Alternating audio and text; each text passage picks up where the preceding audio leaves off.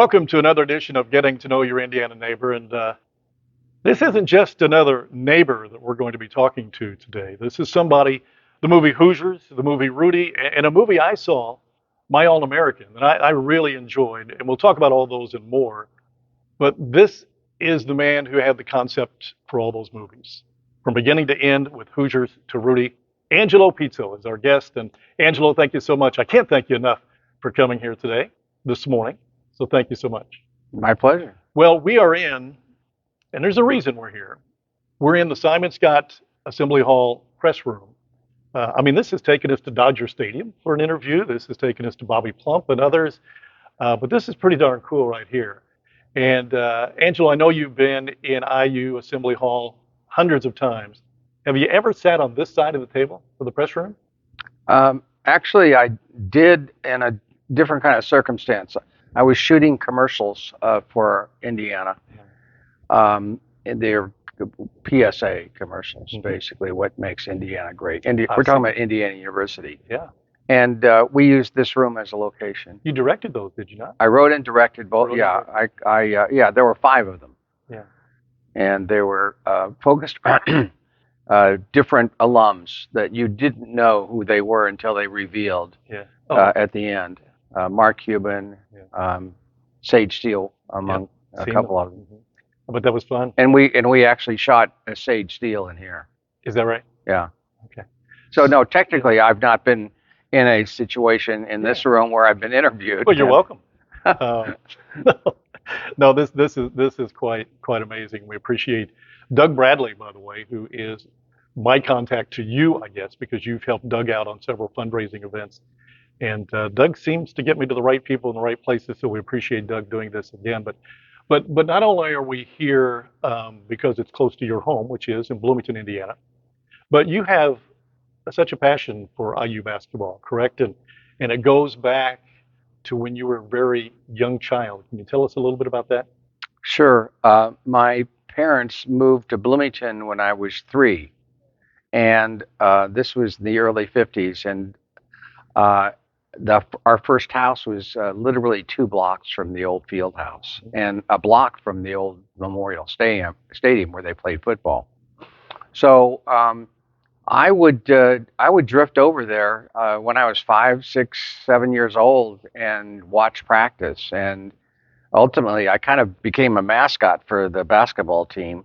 And I would rebound free throws when they go to free throw drills. And got to know all the players really up close and personal when I was still in grade school. Some of those players would have been who with that? Well, one of the players that I found to be one of the nicest guys and so kind to me, he was a captain and a Big Ten Player of the Year. His name was Gary Long. Gary Long. And Gary's son, Brad, turned out just by coincidence that we hired to play Buddy in the movie Hoosiers. No kidding. Yeah. Coincidentally. Well, yeah, because we were looking for the best people for the part, and we weren't going to be doing favors for people because I happened to be a boyhood fan of his dad. That wouldn't be a good reason to cast a part.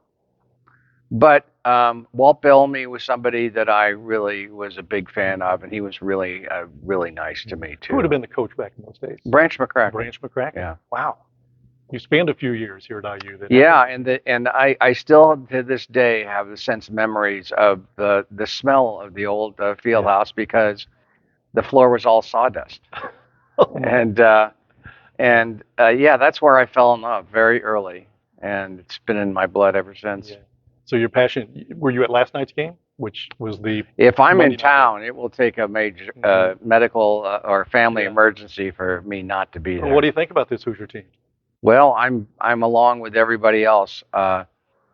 There's a tremendous amount of hope, a belief in the potential of what this team could be. They have all the pieces to make really a serious run. I mean, the media picked them to win the Big Ten.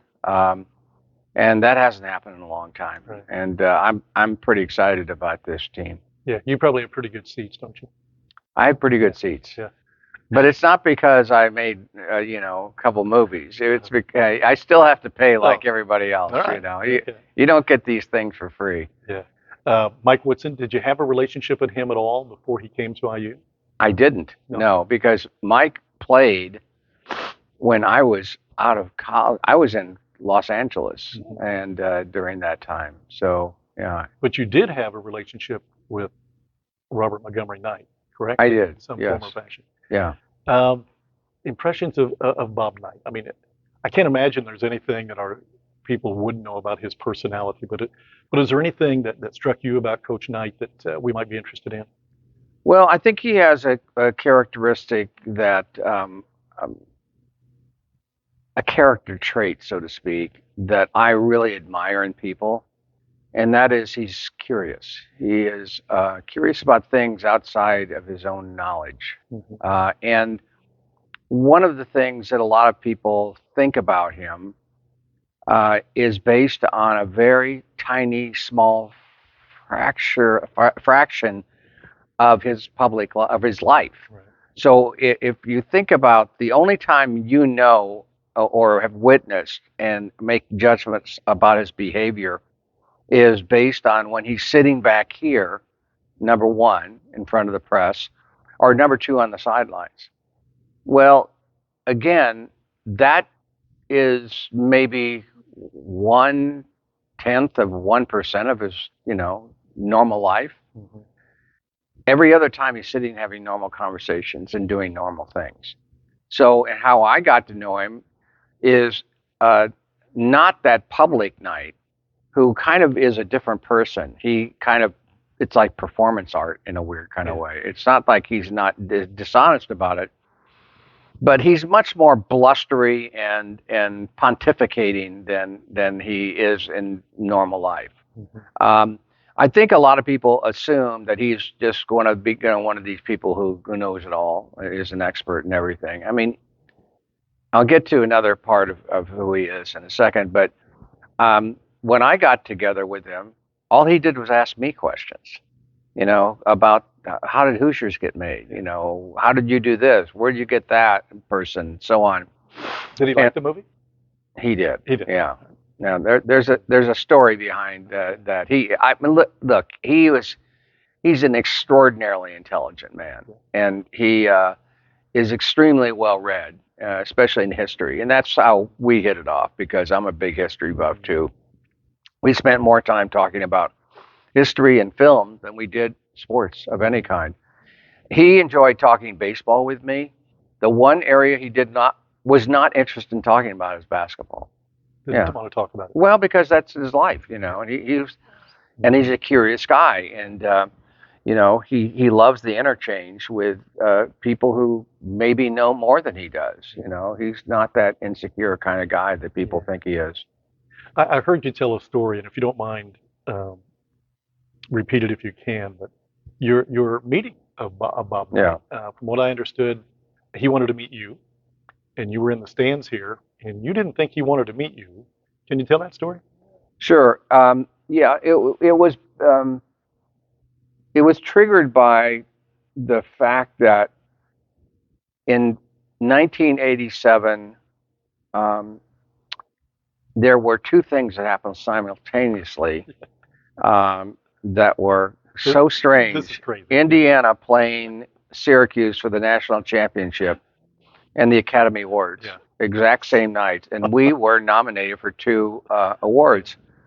And I really didn't think it was going to be a problem because in the Final Four they were playing UNLV, and I just was pretty sure UNLV they were I undefeated. know. They're I know. going into that. I was pretty sure Indiana was not going to make it to the Yeah. final. So then they upset UNLV, and I was like in a real conundrum. And struggled with it and struggled with it and went back and forth. I mean, we had our tuxes and our tickets and our limos, everything set up. I got up Monday morning and I thought, I'll have an opportunity to go back to the Academy Awards at some point. I'm not going to miss this game. Oh my gosh. So I called up my partner, David Anspaugh, who directed the movie. I said, I'm not going. I'm staying. Well, I shamed him into staying too. So Mhm. the two of us watched the game. We had two television sets and watched mostly the game. And every time our awards were up, we went over and took a look. However, So what happened was I'd gotten a call from a reporter from the local paper and asked me and knew I was how much I loved Mhm. Indiana basketball and about how I was going to solve my dilemma. And I told him that we were going to stay home and watch it. That and there's the front page of the paper the next day. Hoosiers win the national championship. Hoosiers right in middleweight. Hoosiers creators stay home, watch the game, don't go to Academy Awards. Apparently, Knight saw that and he said, "I want to meet these guys." So the word went out from Joby Wright, who was assistant coach. Joby was a friend of ours in college, and Joby called me and said, "Next time you're in town, Coach wants to meet you." So it wasn't until that following, it was like practice was going on. It was in October of the 6 months later, and I walked in and I sat in the assembly hall here and just stared and watched. And he kept on looking up at me with a glare, like he was really upset with me. And I couldn't figure out. I was trying to go through my mind, what have I done? Something, something, something. And I finally thought, well, I don't want to meet this guy. He's like throwing daggers at me with his eyes. And so as I started to leave, one of the managers came and got me. Coach needs to see you. Needs to see me. I was thinking, am I a player that I did something? Did I not hustle hard enough in this practice? But um, I will say the interesting thing about this practice was even though he was throwing darts and glowering and glaring at me, he barely raised his voice once. He was coaching in normal tones, all the way through. And I'm thinking, people really don't. I, People imagine practices are like he's screaming nonstop from beginning to end. Well, that would be exhausting to do anyway. But in that particular practice, he wasn't. Now I've seen him upset because I've been to a number. I went to a number of practices afterwards. But and I've been in locker rooms too, where Oh, um, uh, yeah, you don't want to be no. in locker rooms. I've been actually on a plane flying back from Minnesota after they got beat by 50. That was not a fun place to be Yeah, either. yeah. I want to touch on that, but To finish my yes, story, yes. so when he brought me down to the manager, to Coach Knight, he was talking to somebody, and he kind of ignored me. I was like standing there for 5, 10 minutes, and finally turns around and he sticks his hand out, and I think he's trying to shake my hand, and I reach over to shake his hand, and he knocks my hand away and just nods no. And I'm thinking, I'm sorry, what, and he said, you owe me. I said, oh, I owe you what? You owe me money. I said, I don't understand. All the dialogue in the movie, that was my stuff. So then he started laughing, came, put his arm around me. He said, I love the movie. Yeah. Well, how much was it based on? What was Coach Dale based on Knight? Was he in your mind when you were writing the film? This was my first script, Hmm. okay? And I was trying to think about how to conceptualize these characters. How do you build character Hmm. as a writer? And in those days, not now, but in those days, someone gave me a little trick, which is base it on somebody, not an actor, but on somebody where they have vocal inflections and they have their own kind of personal rhythm and they have a dimensionality to them that someone that you're making up from whole cloth would not have because they already have a voice. Right. And finding the voice of characters that are invented is a lot more complicated and a little more intense, and sometimes not really easily grabbed. So with a clear personality and a clear voice, I I chose Knight to be the model for my character of Coach Dale. Hmm. Now, having said that, I didn't know him. I mean, I just saw him on the Right. sidelines, and I'd heard enough stories because friends of mine played on his team. I Yeah. mean, I went through that period of time. Tom Abernathy was a fraternity brother of mine. Quinn Buckner, became a really good friend of mine, and heard many stories about Coach Knight. But I named my son after Quinn Buckner. In fact, Did you? yes, I did. Yeah. At any rate, I just um, I I tried to imagine a backstory. That is, what would have, and this was the concept, what would have happened to someone like Coach Knight, who was clearly brilliant in ways that I think to this day people don't recognize. But I remember talking to Rick Barnes, who now coaches Tennessee. He was at University of Texas, and when I was shooting my All American, and I got to know him really well. And he told me something. He said that he believes, Rick Barnes believes, that Coach Knight was the greatest basketball coach of all time, college and pro. He said the only probably coach that I would not be confident going up against. Is that right? Yeah, that's Rick what he Barnes. said. Yeah. Rick Barnes said that. And so I thought about a character like a Coach Knight, who, because of a temper problem and the fact that he did blow up and hit a player in his career, he was sort of banned from coaching and went off and did live the rest of his life. And in this backwater town in Indiana, he was given kind of a last chance to do We're what talking about Norman Dale here now. Norman Dale, yeah, of course, and doing what he's brilliant at, but failed at. Yeah. So that was sort of my concept. Yeah. Just a couple more quick Indiana stories, because the two that caught me were, one was when Indiana won the national championship, and was it 87 that you didn't have a ride back from Philly? That You was went to the game. 1981. It was the 81 No. Philadelphia. So you didn't have a ride back Mhm. to Indianapolis, but you caught a pretty good ride, didn't you? Yeah, I went with a team plane on that. I just negotiated an end to one of my contracts in New York in working for a company called Time Eye Films, and Indiana had won the regional, so I hitched a ride with a friend of mine in New York. We drove down to Philly and watched them win the national championship, and I was kind of I went back to the hotel where everybody was staying, and I ran into the team doctor, who was a good friend of my dad. My dad was a doctor in town, Brad Bomba, in fact, and I was telling, we were talking, and I was saying I really, really would love to go back to Bloomington, but my plane tickets to L.A. and I got to go back to. They said, just come with us. So I took I didn't play. I wasn't with the players. I was with this second But you didn't group. blink. I'm there. Yeah. Yeah, I just grabbed my bag and I was there. It was Yeah. a fun few days, wasn't it? It was a, yeah. I mean, it's hard to describe to people who haven't experienced it. When you're in Bloomington after Indiana wins the national championship, and it's happened 3 times. Well, it didn't actually happen for me in L.A. because I watched it on television, but it did happen in '81 and '76. It was Bloomington. It's people are walking around on clouds. It's crazy. I mean, it's insane. It's been too long since we've seen that. I know. I'm hopeful that we can experience that Yeah. again. Then the other story is kind of at the back end of those days. So you experienced that elation, and you mentioned a moment ago on the Minnesota plane, you saw Coach Knight in a different light. You had rode on the plane several times, but this was the last time that University of Minnesota.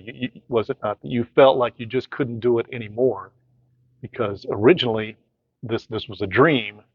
Now it was more difficult, right? Can you talk about that ride home? Yeah, I think that what happened, it wasn't just the ride home. It was it was a dark time for Indiana basketball and Coach Knight, and in terms of, every year I would go on. He would invite me to go on one road trip with the team, and it just fell that the Minnesota game on that year worked out best. But I arrived on a Friday. I think they had a Thursday game where they beat Northwestern, but by one. And Northwestern was the worst team, and he was really upset with the team. And so he was just all over them on Saturday. They had a Saturday practice, and um, then the plane trip was, after practice to fly to Minnesota for a Sunday 1 o'clock game. But he was in the worst mood, and just being in that plane with him, flying up there, and then his attitude about I mean, we went. It was fun to go out to dinner with, Bud Grant was his buddy up there, and Sid Hartman, the reporter, Writer. and that was a blast. But as soon as we got back to the hotel, he was just moaning and groaning, bitching about the team. And then there was a team meeting the next morning, or not a team meeting, there was a coaches meeting where they would go through the videotape back then and talk about strategy. And he was so upset at the coaches. He said, "Why don't you get me good players?" I mean, I'm not going to use his language, Right. but it was it was really uncomfortable for me. I just found his that was the worst I ever saw him. He just went into this rage about how terrible the team was. They weren't terrible. They just were not living up to his expectations. And I mean, Alan Henderson was on that team. It was Damon was on that team. It was I'm trying to think of a couple others. Whoever it was. It was a blank. So there was a walkthrough at the hotel the next morning. He lasted about 30 seconds, and he had the clipboard, and I remember he saying, "Remember this, Voshan Leonard they're going to double screen up on the right up here. This is what they do to get him free, to get him going at the beginning of the game because he's a streak shooter." And he said, "You got to switch on this screen and fight over this screen," or whatever it was. And he started doing that, and he just had this clipboard and he threw it in the ground. He said, I can't stand looking at any of you." And at that, Norman Dale Ellenberger took over that the rest of the walkthrough, and then it was just grim driving to to Minnesota, the arena, the barn, and then the pregame speech was like it was like not much of a speech at all. He just abused them more, and he went out. And I remember the first three plays of the game, Boshan Leonard goes, they set up a double screen, and he hits all three, and they don't fight over it. He pulled one by one. He pulled everybody from that starting team and sat them down, and basically tanked the game. I think his son was the leading scorer. Richard Mandeville was leading, somebody like that. But the bottom five of they had more minutes than they probably had the entire season, and none of the starters went back in. And he was he didn't say anything in the locker room afterwards. And then I remember talking to Dan Doggich. I said, "I don't want to be on that plane going back. I really don't want to be on that plane. I'm feeling, tension in my stomach. I'm feeling like I'm going to get yelled at just for being there." And but I actually and Dan said, "Well, look at trying to find. Yeah, I think flying commercial back would be the right way of going." I didn't know whether he was kidding or not, but I thought, I can't do that. I'll man up and go with the rest of the team. And yeah, that flight back was. Let me put it this way: it was like I can't do this anymore. It's just there's just too much tension. I literally he went through and he ripped every single player, and he was brutal. And I swear he was going to stop at me next. I said, I can't take. That's what I said. I'm done. I'm not doing this again. And you never did? I never went on another road trip. A good relationship with yeah, we definitely. I would come back and I would go to practice. We would go out to dinner, but he. I think I wrote him a letter afterwards thanking him, but saying I probably not. I don't feel like I'm part of the team, and that team experience is just something that it was sort of a weirdly vaguely critical, but I wanted to be honest with him and saying I'm not going to go on road trips, but Did you get a response from that? Did he ever talk to you about Never, that? No. Now you knew him well enough. None of that was an act of motivation, pure anger? Yes. I mean, when you tap that rage for him and he was I hate to use the word perfectionist. That's not right. I think that he's someone who had a vision about what players could be and how a team could perform. Mm-hmm. And that speech that I gave to Norman Dale, you know, in a weird kind of way, people don't get this, but if he got kids to play to their potential, to play to who he envisioned them to be as a team, even if they lost, it wouldn't. People think it was all about wins, loss. Mm-hmm. If they won really ugly, like against Northwestern, that upset him more than some losses against a better team. So, I think that where he went to that place of anger and rage and frustration is when guys were just underperforming what their talent level was, Right. and how they meshed as a team. He was all about that five Pistons working as one and fitting within each other. He wasn't into individual scoring. He didn't care about that. He cared about the team, as a unit. I can imagine the Purdue fans saying, "Can we move on now? There's got to be something else we can talk about." But, Well, I'm sorry if there are Purdue fans listening. You can turn the channel or turn it off. There aren't. Not down there. But you know what? When you talk about, you're describing Coach Knight, I don't know how familiar you are with Jack Butcher, the coach of Lagodi. I am. Yeah. Yeah. So we'll talk local for just a moment because Sure. I know you like high school basketball as well, but not to the rage standpoint that you're talking about, Mm-hmm. but as far as the expectations, that's why Coach Butcher was such a terrific Mm-hmm. coach. And of course, we think he's the greatest high school basketball coach of all time. But he expected that from the players, and when he didn't get it, or his team, Mm-hmm. didn't matter if they won by 20, 30, That's right. or by Yeah. one, it was the same Right. mindset. And he became friends, I believe, with Coach Knight as Yeah. well. They knew each other. I look again. I have to emphasize that Coach Knight. I didn't see all that much where he went nuts Mhm. for 3 days in terms of anger on his team.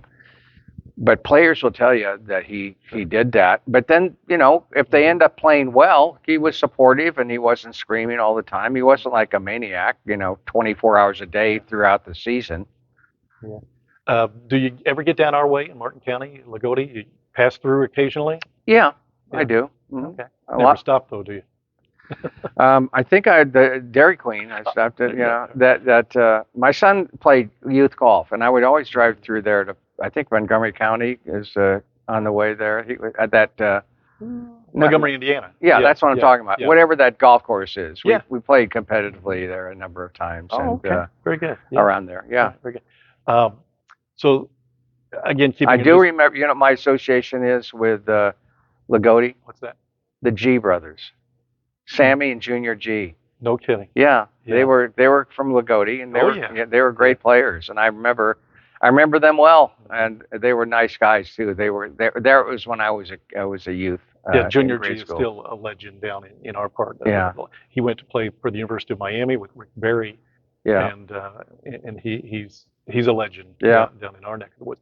Some people say it's probably just people in Lagodi, but that 1975 team, and I know you were already, I think, out in Hollywood, so I don't know how much you followed. Yeah, I was there. Yeah, You were there? yeah, and I was in LA. I was in grad school at USC. Okay. At that time. Okay. Yeah. But undefeated during the season, and some people say that if we would have beaten Marion, that would have been a bigger story than Milan. Mm. Now, understanding the romanticism of the 50s and what it was like then, that might be a stretch, but that's what we like to say anyway. Sure. Yeah.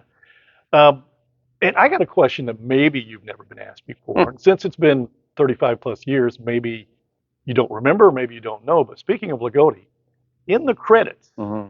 there is, I think it's an actor, and I've got it written down here, Jeff Mallett, Mm-hmm. and it's credited as a player to Lagodi/Madison. Mm-hmm. Any idea why? I can't answer the specific question about why that player got a credit unless he did something. Occasionally, what they call featured extras get credit if they are asked to throw a punch in a fight or something like that. I don't remember where. I mean, we had Lagodi as a team in the movie, and I don't remember where that was. So. Okay. Jeff Mallett was the name.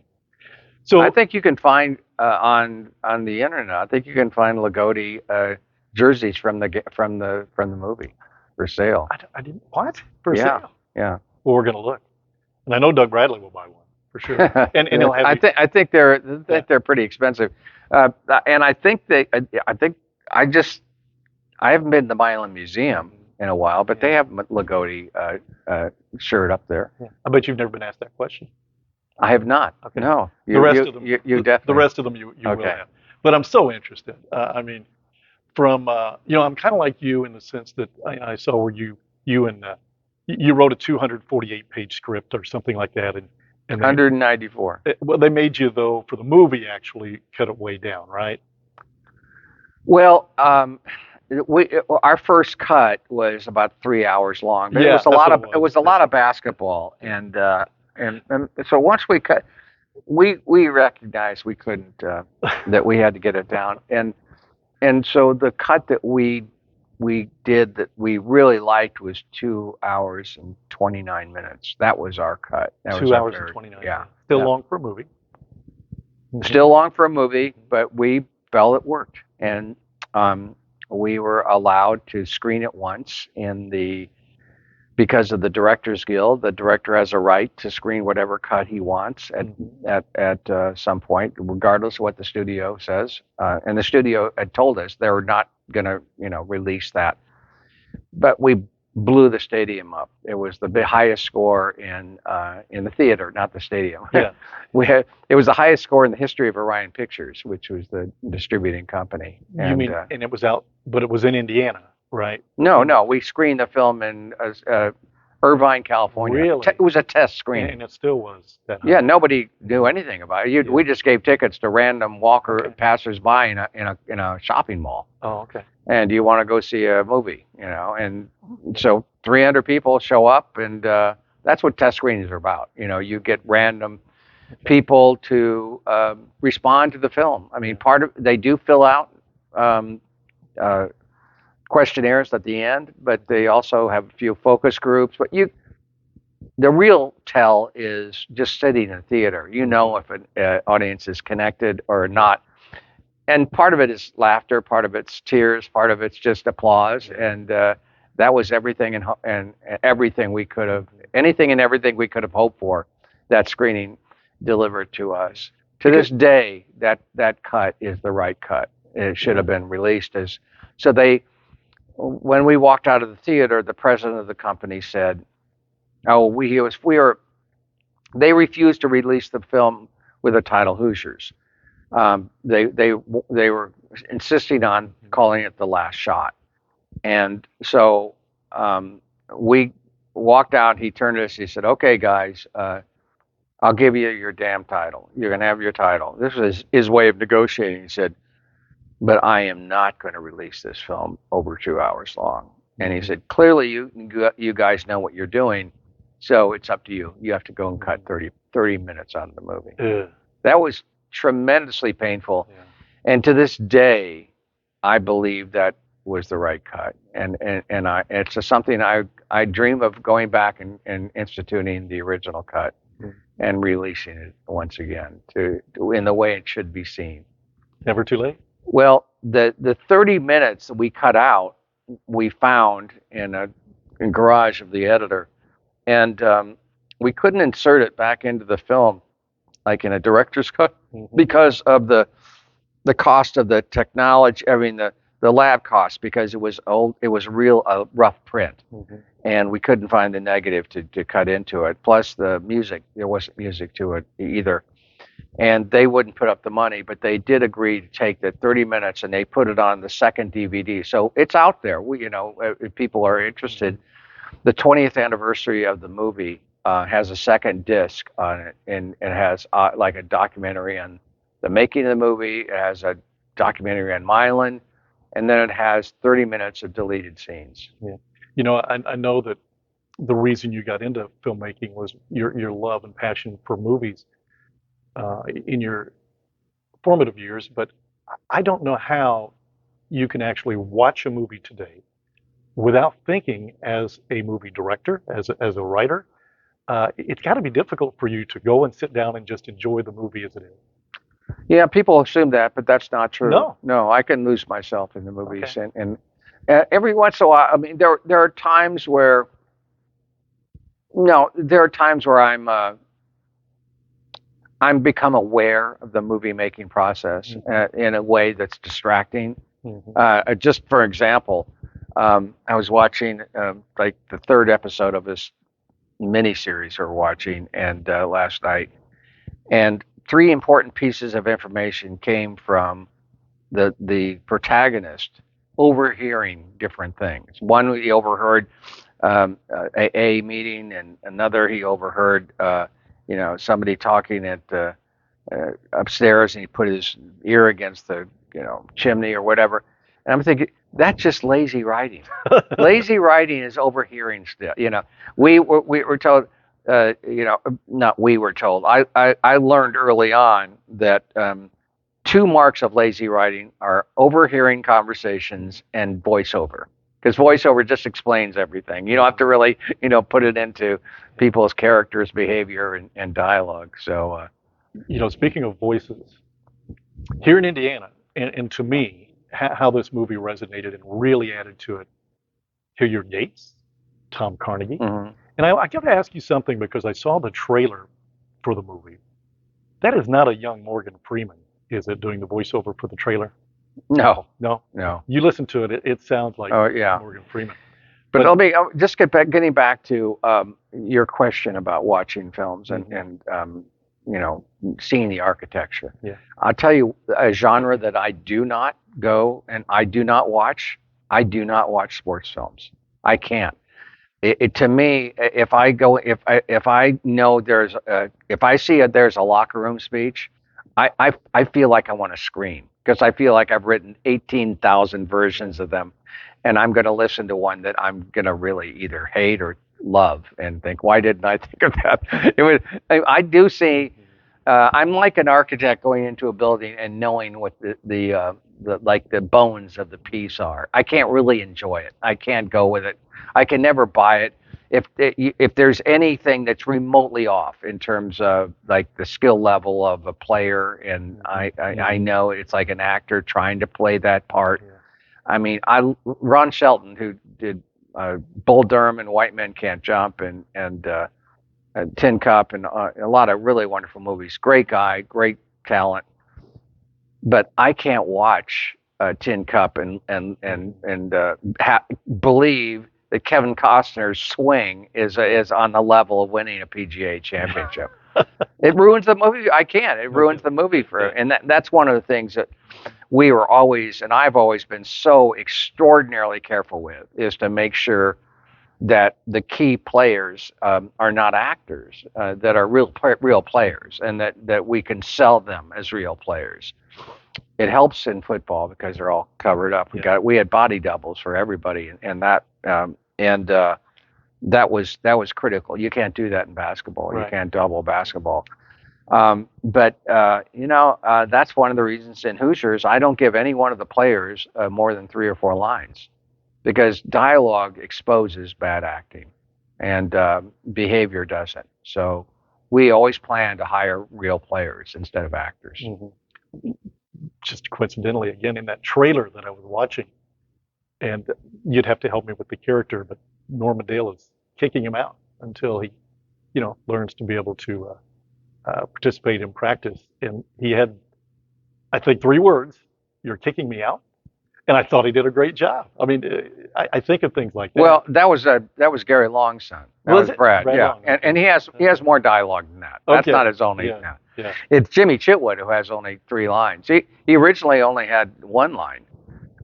Coach stays, I stay. Coach goes, I go. Okay. That and that was it. And then we were at the. It's funny, we were at the gym and shooting that scene where the team kind of overrides the coach's last call.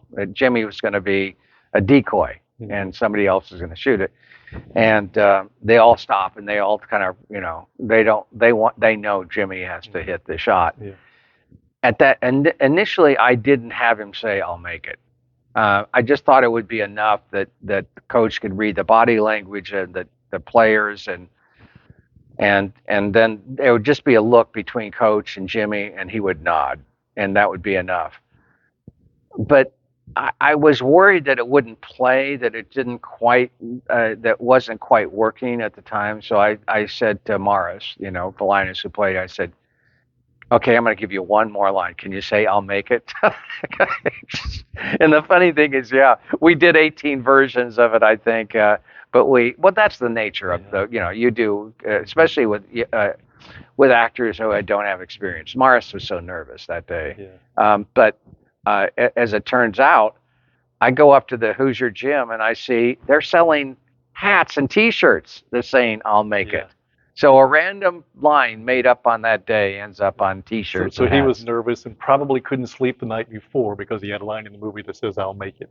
No, we told him on the spot. Oh, okay. Yeah, no, he had no line. He was just gonna nod. That was all. Yeah. Oh, so right then you made it up and let's do it. Yeah, that's what I meant. Okay. And he was nervous because he had to make the shot in front of thousands of people. Yeah. And that it was the shooting. That wasn't the line. Oh, okay. That he was nervous. Okay. He was a nervous wreck. Morris, the guy we had played, Jimmy Chewwood, had been cut from his high school team. And he was a late grower, and that part of it. And I don't think he really applied himself that much. He was a great shooter, but not a great ball handler, not a great basketball player.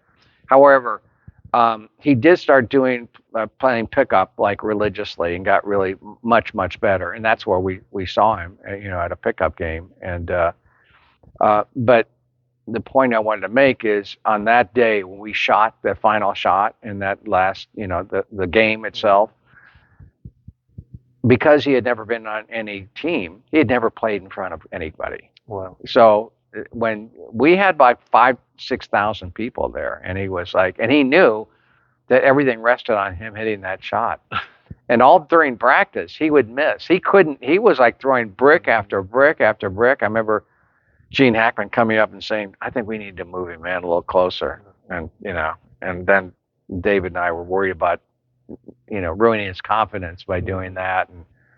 And so when we finally got ready to shoot it, he delivered. He nailed it. First time, nailed it, and the place went berserk. So they were. It was like we didn't even tell them what to do. They just they were relieved more than anything that he hit that shot. Yeah, that's amazing.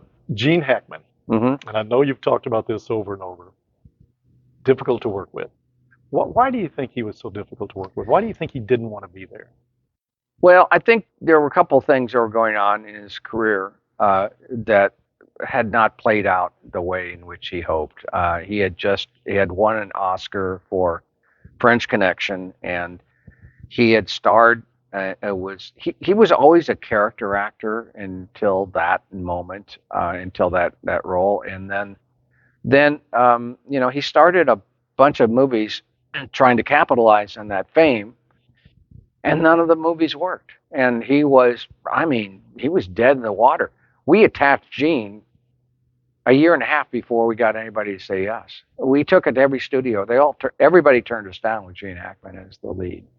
They wanted Burt Reynolds. They wanted, anybody else. So we had no money. He took up. He made a great deal ultimately because he got a gross percentage of the profits. Oh. But I think that when he got to the set, I think it represented what he felt about his career. Which was that it was down in the dumps. Mm-hmm. And I remember him saying, "How the hell did I get caught in this amateur night in Dixie production? You guys have no idea what you're doing. I made a terrible mistake for even saying yes to you, inexperienced idiots." And it went downhill from there. Well, until the film was released, then it was all uphill. Oh no, everything is yeah. He was challenging, and I'll say a couple things for him. I would do it all over again because he's such a great actor. He just made it work, and the grief that he gave to us, and it was we earned it. Yeah. We earned that performance. But two things. One is the first 3 weeks were 2.5 weeks were the most brutal. We called it the black cloud. Everywhere he went, he was like grumbling or growling about something or another. Um, but when Dennis Hopper showed up, he was scheduled for the last half of the shoot. He kind of changed his energy, and Dennis is such a sweet guy, such a funny guy, and it was the only time I saw uh, uh, Gene laugh. And when those two guys were on the sidelines together, it was a good day. It really was. So he really helped. The other thing about Gene is he came from the theater, and as disrespectful as he was to David, the director, he did not change a line of dialogue or word without my permission. And I mean, it was my first time, first script, so I was shocked that he was that respectful or deferential. I don't even know what the word is, but I was like, I learned a lot from him. Mhm. I never hear anything about Barbara Hershey in regards to. I think Beaches was a couple years later, right? Mm-hmm. But she was known. But I haven't heard you or anybody else really talk about how she was on the set. And Oh, it's out there. it's out there. It's out there. Yeah. What do you think? I've uh, she was on the same. She was in some ways worse than Jean. Yeah, Okay. uh, she Yeah. insulted us on a regular Oh my basis. She God. said the only reason I'm here is to work with one of the greatest actors. And he said I don't like Indiana. Oh I my don't God. like the script. Yeah. She was really awful. So this was your first experience. This was David Anspaug's first directing experience. Is that right? Well, As far as a as film. feature film, Yeah. yeah, he had Yeah. directed a number of different episodic episodes Yeah. for Hill Street Blues and St. Elsewhere's I and mean, something you like had that. to think at some point, is this what this career is all about? Is this going to be any better than this, or is this typical?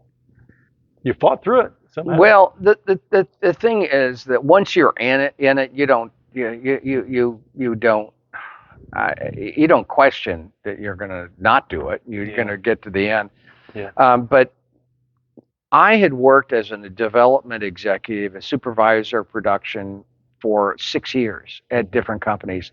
I'd worked with a ton of different actors and directors, and it wasn't like it was, yes, my first screenplay and my first actual producer responsibilities were in this film, but I had witnessed and I had been part of difficult actors and difficult situations. So I mean, it was much more intense because you're on the firing line, and I'm not like removed from it like I was in the past. But actors are a different breed, Yeah. and they have carry a tremendous amount of insecurity into a role. And listen, as difficult as they were, Gene and Barbara, at various times, and we've worked with worse.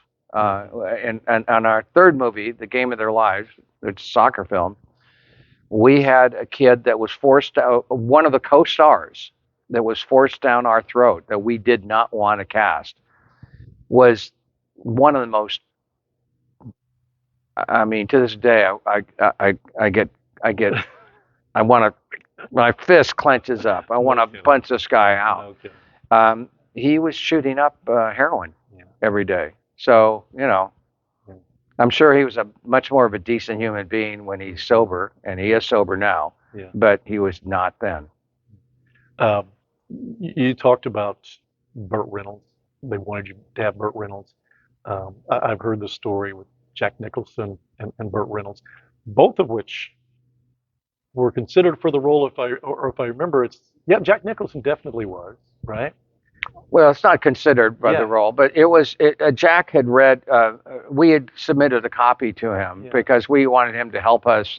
David knew Jack well because he met him when he was a ski host in Aspen, and he was his host when he would come to Aspen, and he taught his daughter how to ski, Jack's daughter.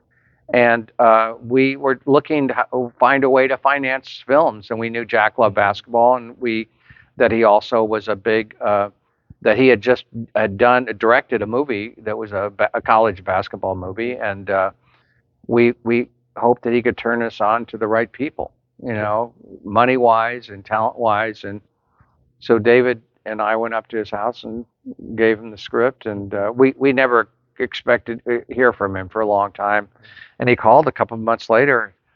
He had forgotten why we gave it to him, and he thought we gave it to him to play the coach, and he loved the script, and he wanted to play the coach. So that all of a sudden, we went from zero attention at our agency to major attention, and that's why we were able to get anybody to read it after that, because Jack put his stamp of approval on it. Did you want Jack Nicholson if he could? Well, yeah. I mean, Jack Jack and Burt were the two biggest stars of that time. And it would have, we knew if Jack says yes, the movie's made. I mean, there wasn't even any question about it. And Jack is such a brilliant actor. Of course, he could have killed that part. Could have killed it. However, in retrospect, he couldn't. He ended up not being able to do it because of an antitrust, not an antitrust ruling. He was in a lawsuit about a movie with MGM, and he couldn't work for a 6-month period. And then that was in 85. And in 86, he'd planned to do the sequel to Chinatown, which was The Two Jakes. So he told us, I'm not going to be available for 3 years. Don't wait for me. You know, you need to get this movie. What? And the thing about Jack is that we always, it's not, I'm not justifying this. I think it was better that he didn't do it, because Jack is such a huge personality and his movies were so big then. People would have seen it as a Jack Nicholson movie. They wouldn't have seen it as an ensemble piece, which it really is, you know. And you know, Jack would have tilted the balance. I think it just. I don't think it would have meshed quite as well. But who knows? I mean, the story that I've told 1,000 times before is we ran into him at the Academy Award party afterwards, and had not seen him for quite some time, and David and I went up to him and we talked to him, and he said, "Oh, you guys killed it. Hopper was great, Hackman was great, just the kids were great. Loved that movie. You guys, everything and more I hoped would be." Right? Nice to hear. And then David says, "Well, we always wondered what it would be like if you had played that part, Jack." And he put his arm around David, lifted that eyebrow, and said, "Megabucks, kid, megabucks." And it might have been. Well, it was anyway. But so you wanted Nicholson if he could do it. You didn't want Burt Reynolds. No, we did not. No. But they wanted you to talk to Burt Reynolds. Right. In fact, if I get that, they almost forced you to talk to Burt Reynolds. They did. Yeah. So I think this is a great story if you can tell it in regards to going to his house, and you tell the story from there. Well, the thing about Burt is, again, Burt's personality was he had established a character which was a merging of who he was as a personality and a celebrity with the roles he was playing. They were intertwined, like all the Smokey and the Bandit movies. He was breaking the fourth wall, which that means he was winking at the camera. He was like, we're all in this. It's all a joke. Let's all have fun. And he had gotten into that habit to such an extent that we just thought the idea of Burt Reynolds smirking and, doing his shtick would kill our movie, would not make it believable. I mean, he did what he did well, but it wasn't our movie tonally.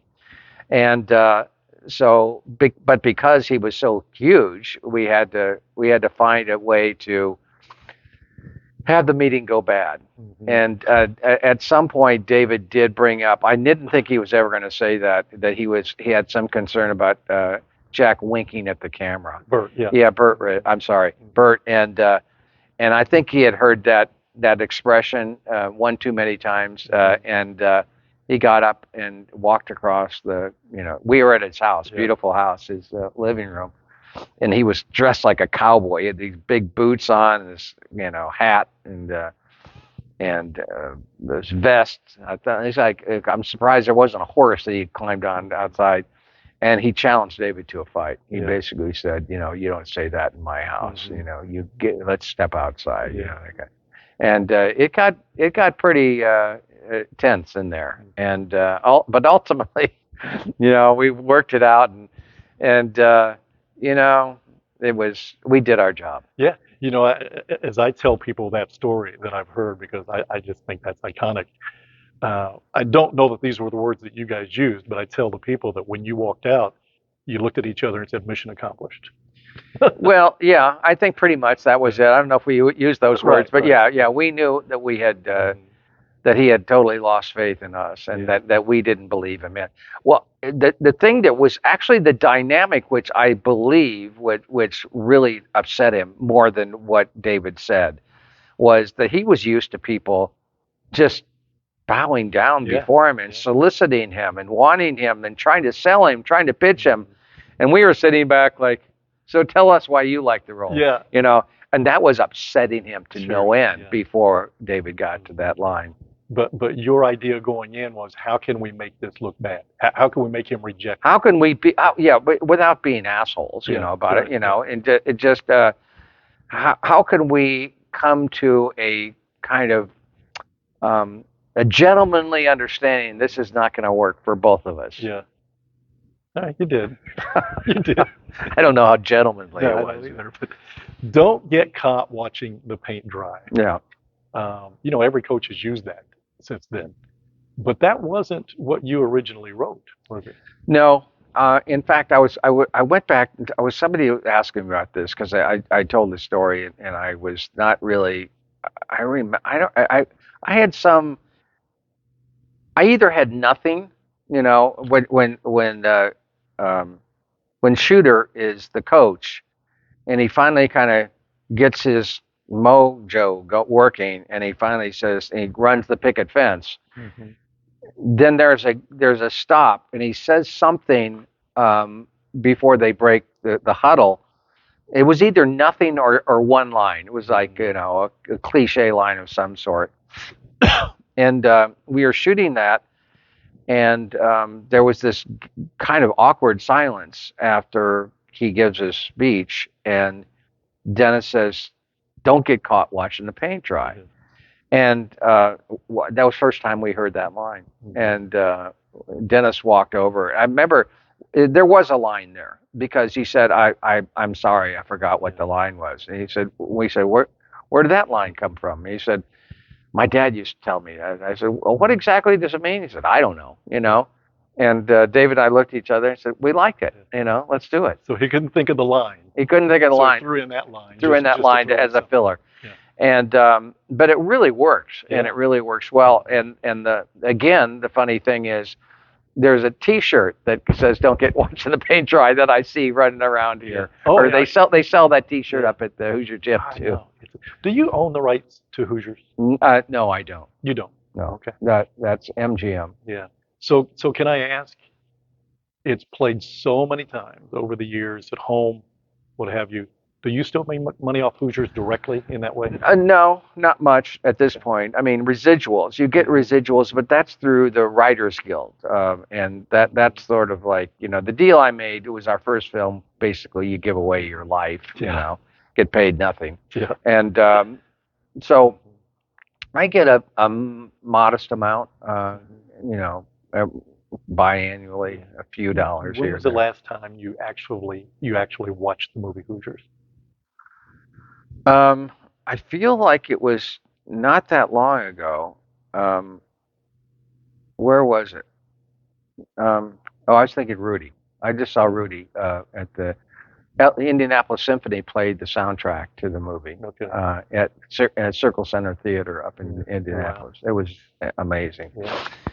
It has been a while. Yeah. I don't recall. Well, speaking of soundtrack, I mean, you can't go into any high school gymnasium during the month of March during the tournament where Hoosiers, the soundtrack is not playing Hmm. um, over the speakers. I mean, it's just incredible. And I know that you couldn't have even envisioned that we'd be talking about this, and you've talked Of about it a course thousand not. times 40 Yeah. years later almost. No, it was. I mean, I have so many friends in the film business and so many friends who are filmmakers then or making movies and had success at their films, but none of those Hmm. films have sustained in popular culture Yeah. like Hoosiers and Rudy both. I mean, it's just how they're still out there and people still talk about them and watch them, and it's been a strange journey with Rudy because our reviews weren't great, box office wasn't great, and I remember seeing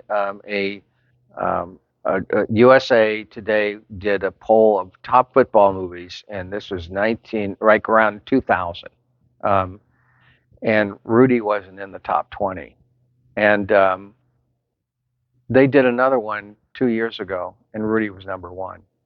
Yeah, so how it grew from basically being on the fringes of popular culture to becoming, yeah. Yeah. I mean, people use Rudy as a reference to, oh, he's a Rudy type of guy, Absolutely. So Yeah. And Hoosiers, again, a story that you've told. Gene Hackman told you as he left that it'll never see the light of day outside of Indiana, right? And maybe yeah, maybe in worse terms than that, if I remember right. yeah. I mean, he said something to the effect that, listen, guys, I know this has been a great, learning experience for you, and if it all cuts together, you're gonna please your friends and family, maybe the people here in Indiana. Yeah. But he said, but I have to prepare you for the reality that this movie is going to be like 99% of other movies. It's going to go into the dustbin of film history. Yeah. Well, I guess it could have, but And the interesting thing about Gene is when, a couple of years before he retired, he was asked, of all the film roles you've done, which is the one that you're most associated with, and if you go into public, and it's Coach Dale. yeah, absolutely. So Norman Dale, to come back locally for a moment, I don't know if you remember, there was a basketball blog out a few years ago called Hickory Husker, and it was all about high school basketball in Indiana, right?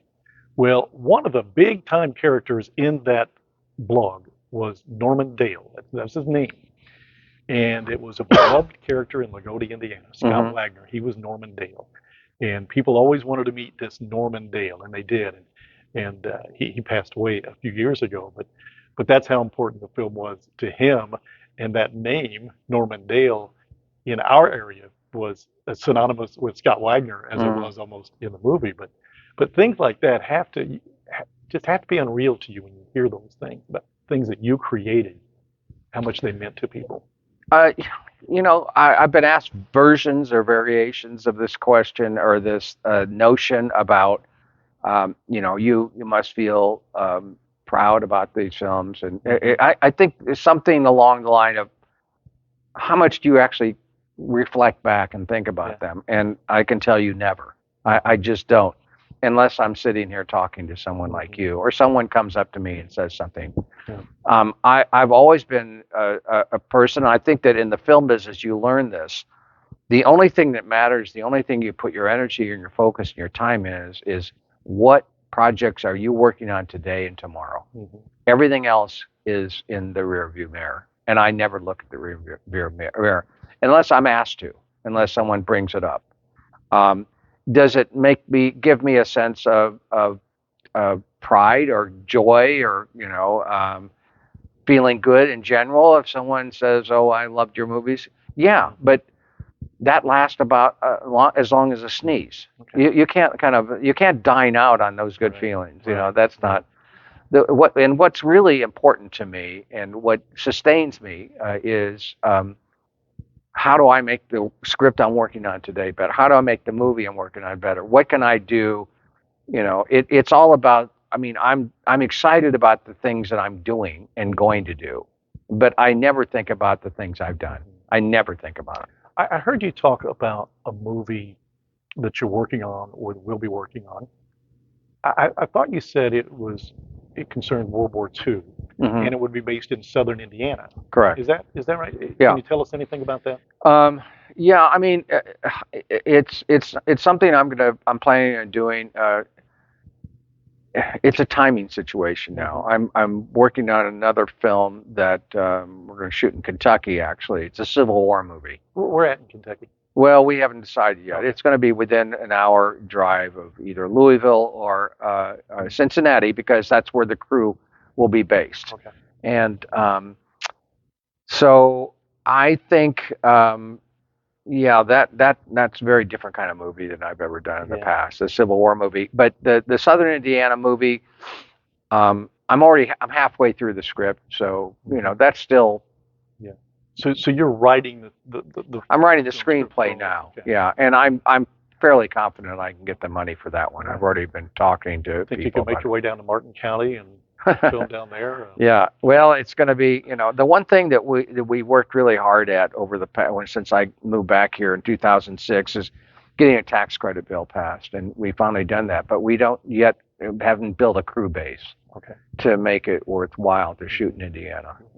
Another movie I saw that, to your credit, was The Hill Yeah. with Dennis Quaid. Hmm.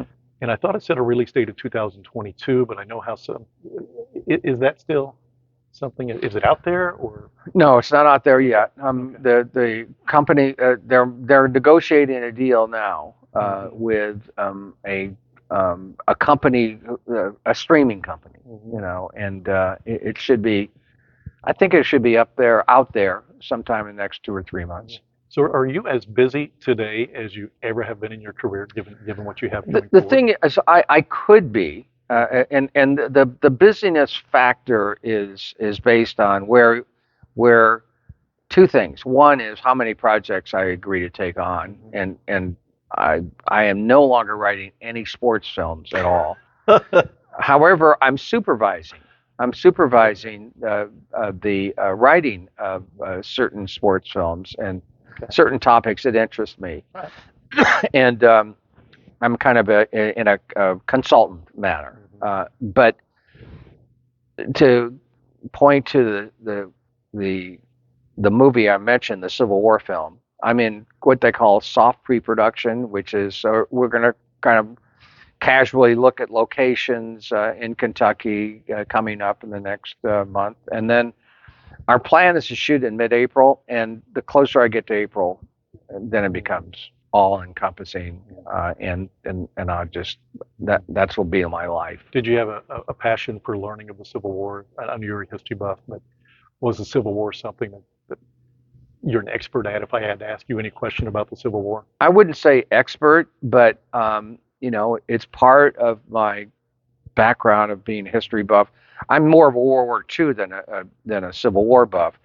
But having said that, because this story is a true story, I did a tremendous amount of research around that and around that particular time and place and the journey that this young person went on that I depicted. the only other thing I wanted to talk about, my All-American, real quickly, and that's because, to me, I loved Hoosiers, love Rudy, but my all-time sports movie, if you want to call it that, is Brian's Song. Mm. And I thought this resonated so parallel so well with Brian's Song that I really enjoyed it. And I don't know if you looked at those parallels at all, but I thought it was Well, no, terrific. there were many people I mentioned. In fact, there was a scene that I cut out that when Freddie is in the hospital after his leg is cut off, he gets a letter from Brian, and he reads the letter. It's a very moving letter. Yeah. Okay.